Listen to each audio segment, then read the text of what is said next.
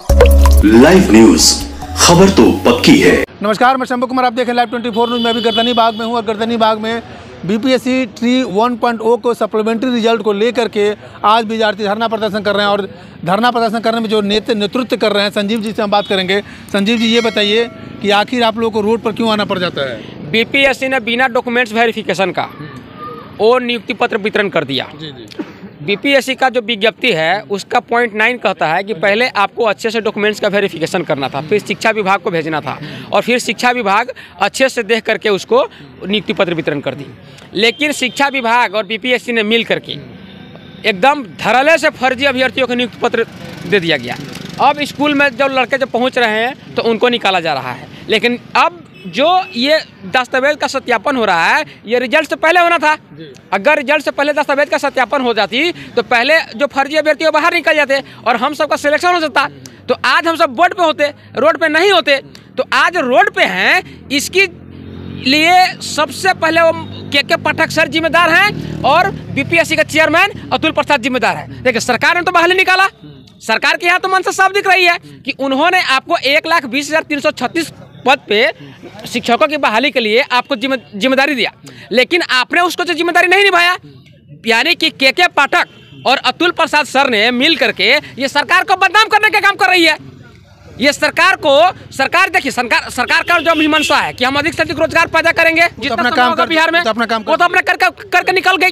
लेकिन सरकार को ये भी देखना चाहिए कि जिसको हम सौंप रहे हैं वो अच्छे से अपना डॉक्यूमेंट्स वेरिफिकेशन करा के योग्य अभ्यर्थियों को बहाल कर रही है कि नहीं कर रही है। सरकार को धोखा देने की कोशिश हो रही है क्या आयोग और शिक्षा विभाग के द्वारा?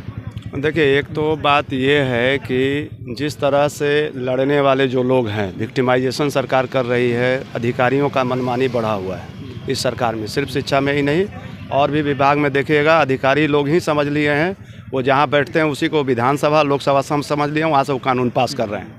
अब देश में, बिहार में या देश में विधानसभा लोकसभा की ज़रूरत नहीं है, अफसर जो कहें वही कानून बन जाएगा।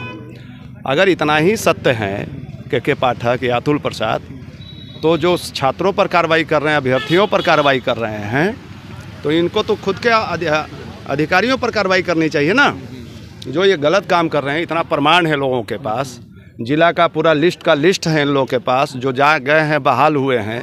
वो लोग कैसे STET 2019 का जो है गलत परिणाम रिजल्ट बाद में, रिजल्ट के बाद का वो लोग का रिजल्ट लेकर के, STET का रिजल्ट लेकर के परीक्षा में शामिल होकर के सेवा में शामिल हो गए हैं।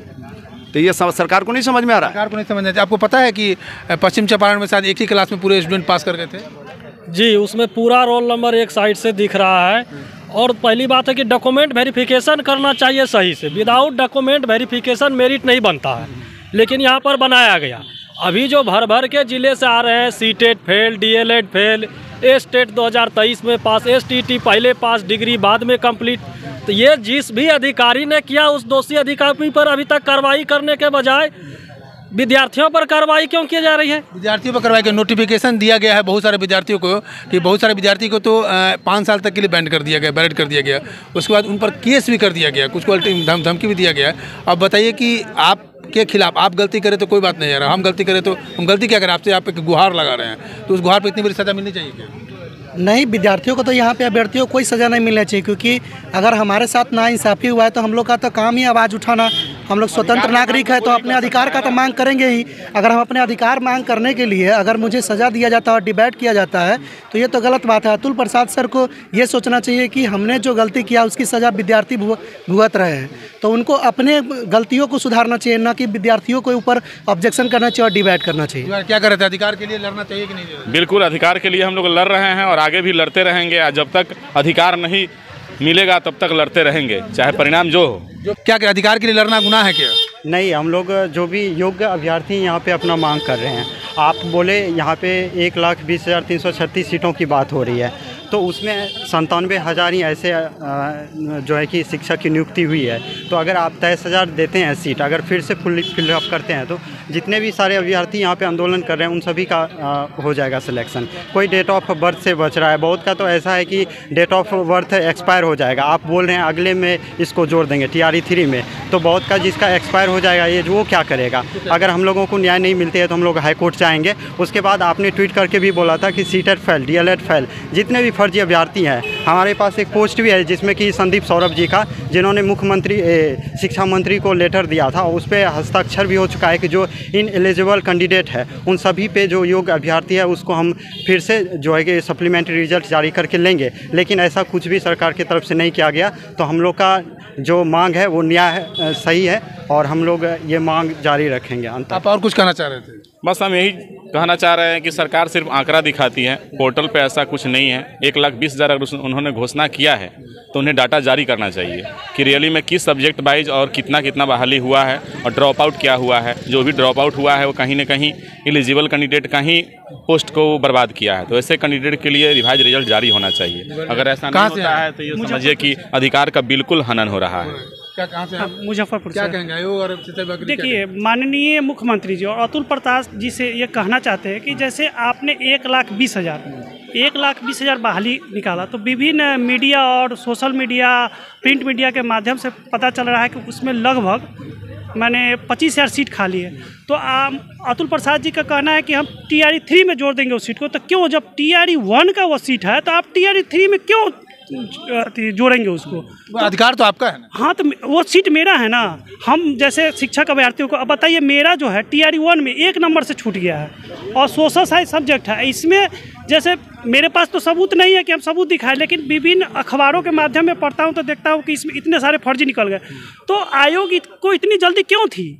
अब TRE 1, TRE 2, TRE 3 क्यों लाना? आप एक रिजल्ट दीजिए, एक को साफ सुथरा कीजिए। हम तो जल्दीबाजी नहीं कर रहे हैं।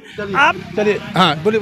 आप इतनी जल्दीबाजी क्यों है? मान लीजिए अगर TRE 1 हुआ, उसका साफ सुथरा होता, जो डॉक्यूमेंट वेरिफिकेशन करके, तो जैसे हमें 1 नंबर कम है तो हम तो बाहर नहीं होते, फर्जी अभ्यर्थी बाहर हो जाते, पहले ही बाहर हो जाते ना।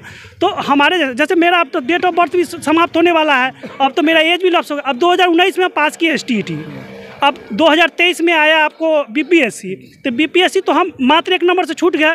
और वो भी सब उस समय जानते नहीं थे कि BPSC लेगा, और हम जानते नहीं थे कि BPSC एग्ज़ाम लेगा। हम तो उस समय थे शिक्षा मंत्री विजय कुमार चौधरी जी, उन्होंने आश्वासन दिया कि मेरे पास जो भी बच्चे पास हुए हैं 2019 में, वो सबकी नौकरी पक्की है। तो हम लोग उस समय समझे कि नौकरी पक्की, लेकिन ऐसा हुआ नहीं। हम फिर भी एग्ज़ाम का समर्थन किए कि हम BPSC, हमारे में क्वालिफाई है, हम एग्ज़ाम दे सकते। BPSC में बैठे, TRE 1 में दिए। लेकिन गलती किसका है? आयोग का है। आपने जब 1,20,000 पद पर वैकेंसी निकाले तो उसको 1,20,000 आपको सफल अभ्यर्थी को जो देना था उसमें फर्जी क्यों गया? अब हम ये दावा नहीं कर रहे कि उसमें फर्जी है, लेकिन अखबारों के माध्यम से पता चल रहा है ना कि उसमें फर्जी शिक्षक शामिल हुए हैं। तो ऐसा क्यों हुआ? हमारा कहना है, हम रिक्वेस्ट करते हैं माननीय मुख्यमंत्री जी को और अतुल प्रसाद जी को, इस पर गंभीर विषय पर उन्हें सोचना चाहिए और जांच करके जितने भी स्टूडेंट है उसमें 1,20,000 पदों पर उनको संशोधित रिजल्ट करके सभी सीटों को TRE 3 में नहीं जोड़ना चाहिए। उससे भविष्य शिक्षक अभ्यर्थी के भविष्य अंधेरे में चला जाएगा। और हम तो डेट ऑफ बर्थ से छटे हुए हैं, मैंने सप्लीमेंट्री रिजल्ट जो दिए उसमें, तो इसके बाद मेरे पास तो एज भी नहीं है, हमारा एज भी समाप्त हो जाएगा। हम क्या करेंगे? फिर कुछ विद्यार्थियों का एज भी समाप्त हो रहा है और इन्होंने रिक्वेस्ट किया है शिक्षा विभाग से और अतुल प्रसाद से कि आप सही से जांच करके जो जेन्युइन विद्यार्थी, जो एलिजिबल स्टूडेंट हैं, उनको आप लेने की कोशिश करें। मैं शंभू कुमार कर्मा राजेश के साथ पटना। अगर मेरे चैनल को लाइक या सब्सक्राइब नहीं किया तो लाइक या सब्सक्राइब करें। Thank you so much. Live news, खबर तो पक्की है।